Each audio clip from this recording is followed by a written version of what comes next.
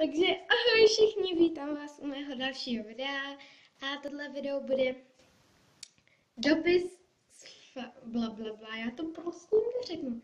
Dopis z fanoušky #1 a to, že to ve stejně jde.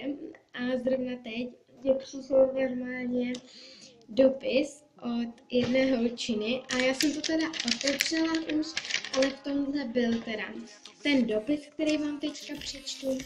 Takže jdeme na to. Ahoj Karol, sice máš málo videí, ale i přesto tě má strašně moc ráda.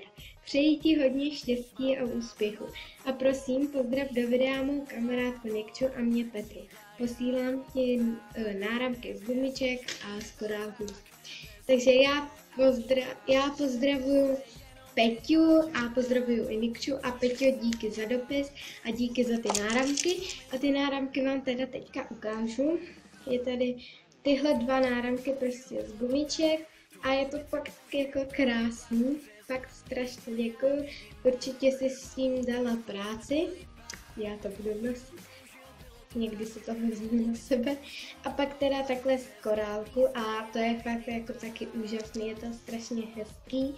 A to bylo všechno, tohle video je takový krátký, ale až mě přijde víc dopisů, tak otevřu víc dopisů a teď mě přišel jeden a úplně první dopis prostě od fanouška, jako chápete to. Já jsem strašně šťastná, doufám, že se vám tohle video líbilo a Peťo a Nikčo, pozdravuju vás a zatím ahoj.